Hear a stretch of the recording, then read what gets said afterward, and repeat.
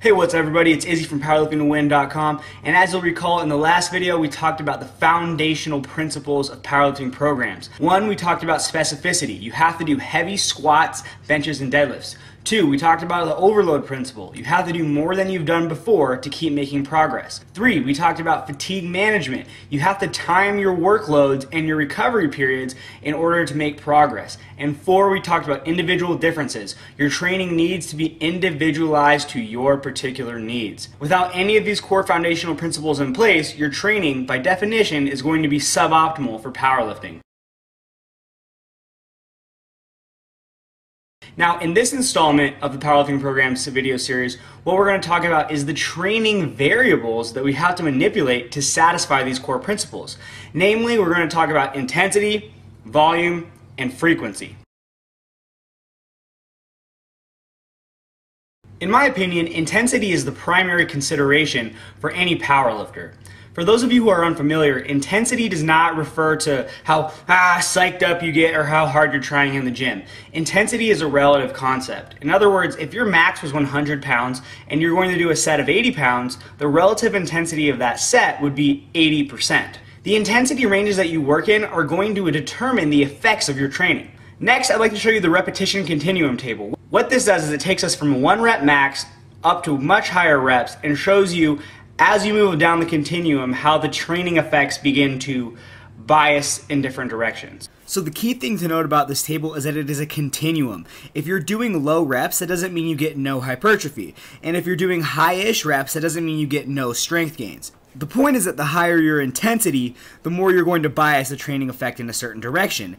Namely, when we have lower reps, we're biased towards neural adaptation and strength, and as you move on down the continuum, you get closer and closer to endurance objectives.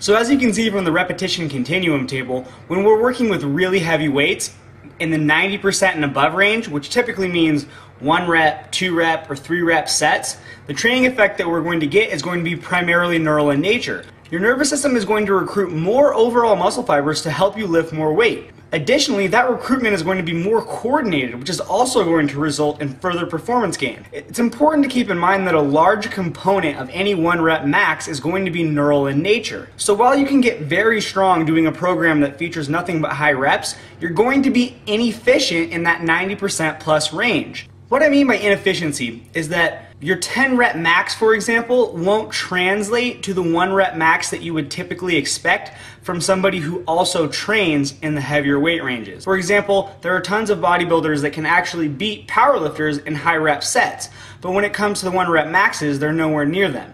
That's an efficiency issue. Your training has to be specific to powerlifting if you want to be the guy who gets a lot of carryover from his rep work to his 1 rep max. So in order for a powerlifting program to be specific, you really need to spend frequent or at least semi-frequent training time in the 90% plus range during the appropriate times of your training cycle. As we move down the repetition continuum that I showed earlier, the training effect slowly biases from neural efficiency to muscular hypertrophy and then on down to muscular endurance. Now this is primarily due to the fact that at really heavy weights, the limiting factor is going to be force production.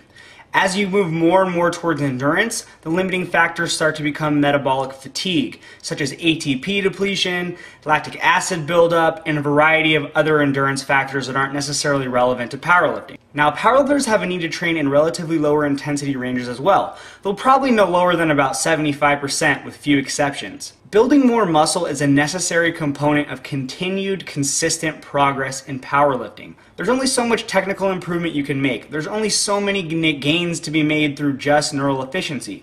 If you want to keep getting stronger long term, you have to build more muscle. As such, any good powerlifting program is going to have powerlifters spending a lot of time in the 75 to 85% intensity range, doing sets of primarily 4 to 6 reps and sometimes as high as 8. Make no mistake about it though, guys, you get what you train for. If your program calls for nothing but sets of 5, you're going to get a nice blend of strength and size based on where 5s fall on the continuum. However, 5s are neither optimal for strength nor size. So if you're only spending time doing 5s and nothing else, your programming is not going to be specific enough to be optimal for powerlifting. Remember, intensity determines the training effect, and for powerlifting, we want that training effect to be optimizing maximal force production. And in order to do that, you have to lift heavy to lift heavy.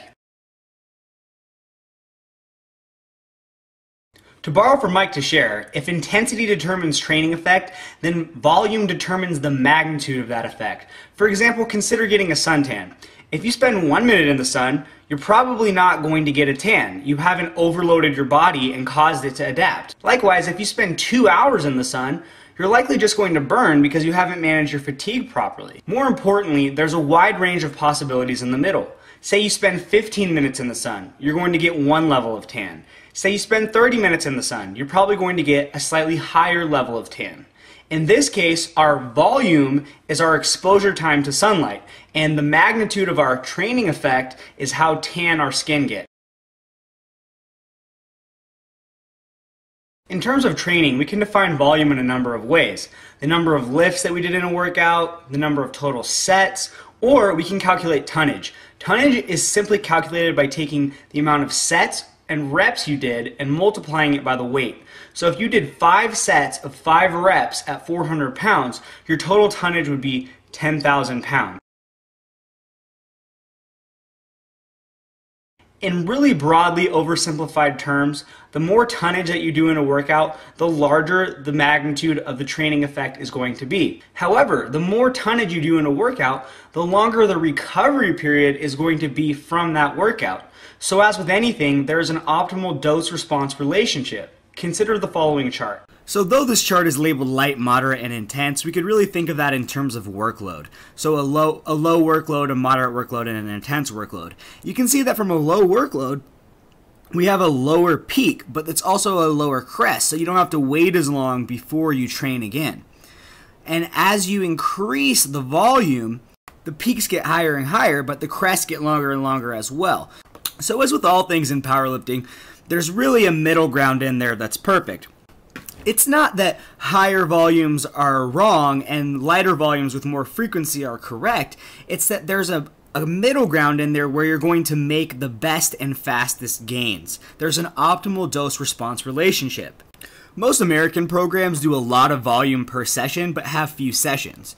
Many European programs have moderate volume but with many sessions.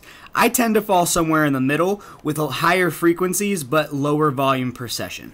In my opinion, all other things equal, which they rarely ever are, more frequency is better in general. Obviously, a lot of this stuff is dependent on the context of an individual and their program. We'll discuss optimal frequency in the next section.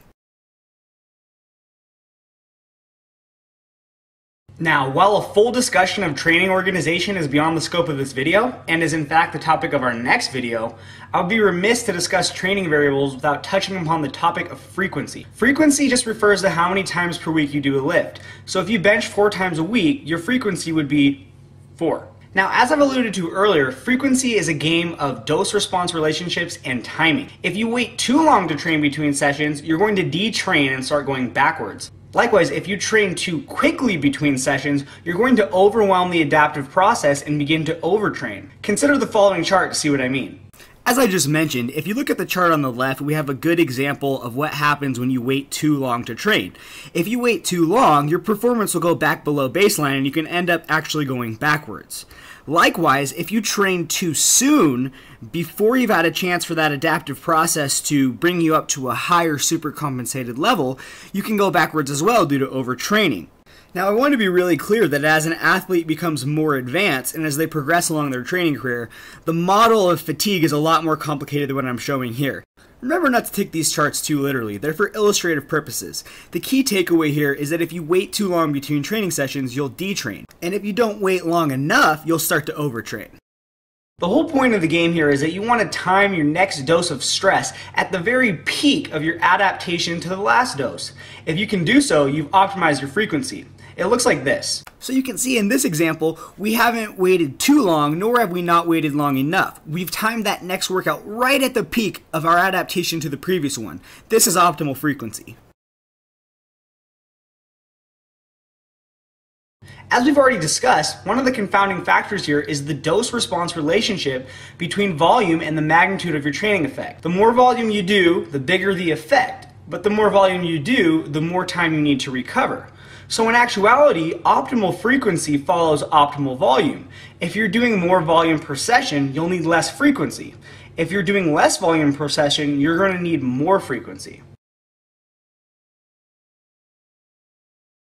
Now I can already hear you asking, well, how does one optimize the volume dose then? Consider the suntan analogy one more time.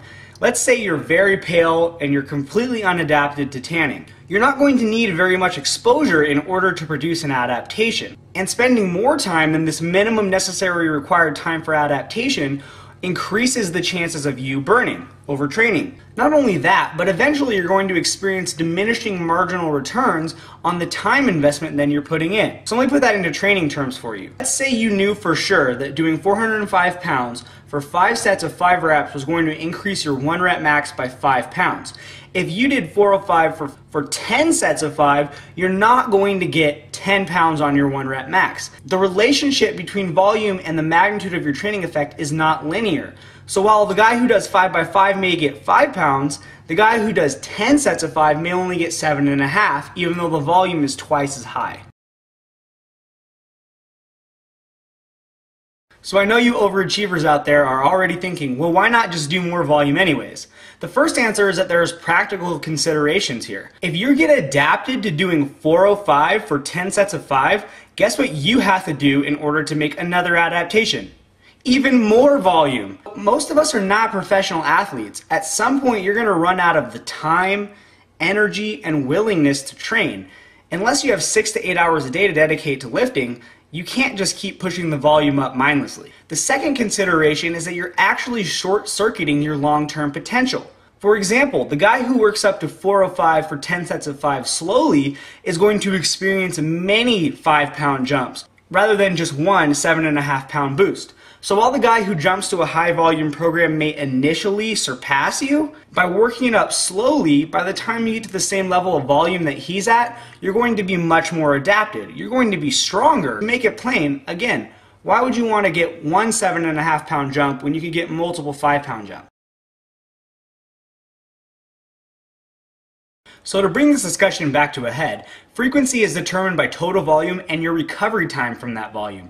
If you're at the point in your training where you can do enough in a single session to produce an adaptation, you might train something like twice a week. However, eventually you're going to reach a point where your workload required to produce an adaptation is so large that you need to split up your training session. As an athlete advances along his training career, he constantly has to push the volume higher and higher in order to continue to make progress. So practicality is our guide here. If you're in the gym for 4 hours for a single training session, it's probably time to increase frequency. The key takeaway from this discussion on frequency is that you want to time your doses of stress relative to your recovery periods. The goal is to hit your body with that next dose of stress just as it's peaking from the last dose that you gave it.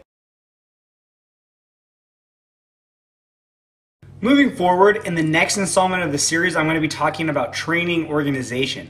Primarily, the focus is going to be periodization. We'll look at when certain kinds of periodizations are useful and when they aren't. I know I said this last time, but after this next piece, we'll finally have the tools in place to begin analyzing some of the popular programs like 531, Westside, Shaco, etc. If you guys found this content interesting, informative, and entertaining, please like, share, and send it out into interwebs for me. Subscribe if you haven't already. And don't forget to check out powerliftingtowin.com for more great powerlifting information. Have a nice day.